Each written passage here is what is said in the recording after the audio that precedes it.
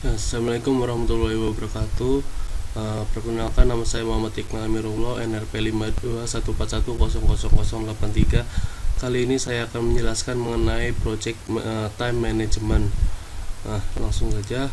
Jadi, mengapa sih harus ada project schedule? Nah, karena yang pertama itu manajer tuh sering memberikan proyek tepat waktu sebagai salah satu tantangan terbesar mereka. Lalu selanjutnya, waktu memiliki paling sedikit fleksibilitas, terus melewati apapun yang terjadi pada sebuah proyek. Nah, yang ketiga adalah masalah jadwal,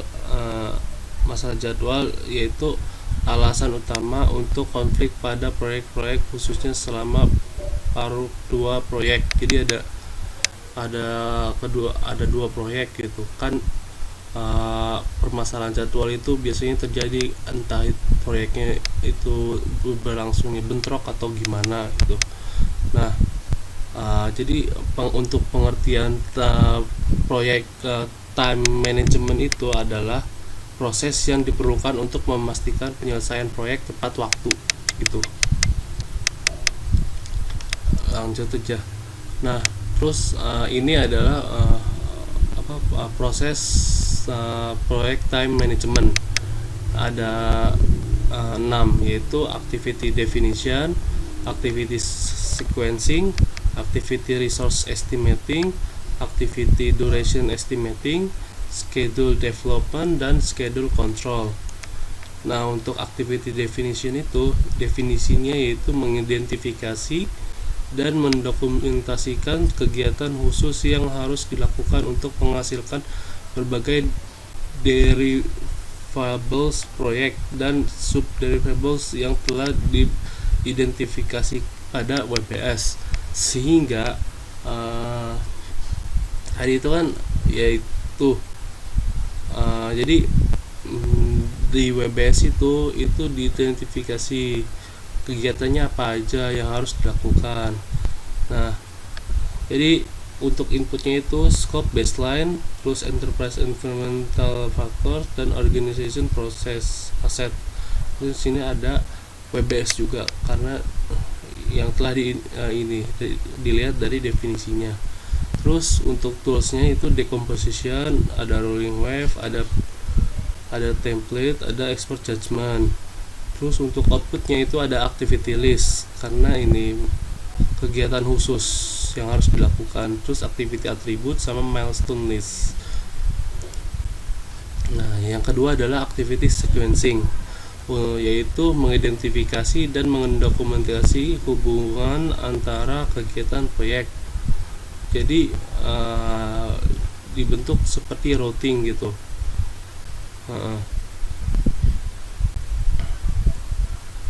Nah, untuk inputnya adalah ada activity list, activity attribute, milestone, itu yang ada di sebelumnya, merupakan hasil output dari tahap sebelumnya.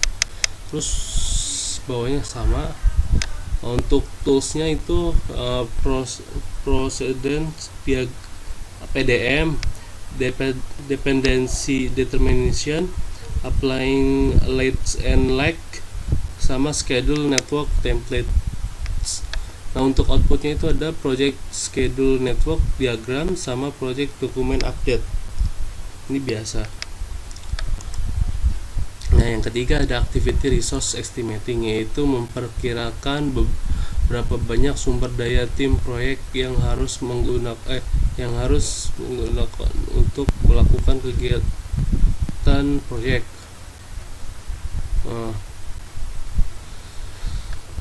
Itu inputnya ada activity list, activity attribute, resource calendar, bawahnya sama. Terus untuk toolsnya hampir semua itu ada expert judgment, alternative analysis, publish estimating data, bottom up estimating, project management software. Lalu untuk outputnya ada activity resource requirement, resource breakdown structure, dan project document update gitu. Lalu untuk yang keempat ada activity duration estimating, yaitu memperkirakan jumlah waktu kerja yang dibutuhkan untuk menyelesaikan kegiatan individu. Jadi tadi untuk menentukan resource-nya, sekarang untuk waktu kerjanya.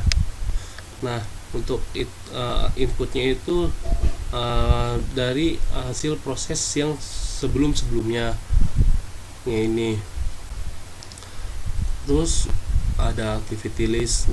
Nah, ini yang hasil activity activity resource.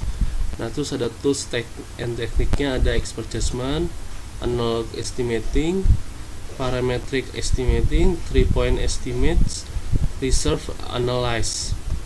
Nah, untuk outputnya ada activity duration estimate, project document update gitu. Terus untuk yang kelima ada schedule development, yaitu menganalisis urutan aktivitas, perkiraan aktivitas sumber daya, dan perkiraan durasi kegiatan untuk membuat jadwal proyek. Nah, ini sehingga outputnya itu yaitu berupa proyek schedule. Nah, schedule pokoknya. Untuk inputnya itu dari hasil dokumen proses-proses sebelumnya, ada activity list hingga bawah. Lalu selanjutnya ada schedule control, yaitu mengendalikan dan mengelola perubahan jadwal. Untuk inputnya ada project management plan, project schedule, performance information, dan organization process asset. Untuk toolsnya ada performance review, variance analyze, project management software, resource leveling, what if scenario, terus adjust lead and lag, bawahnya sama semua. Untuk outputnya ini yang paling penting yaitu work perform measure, jadi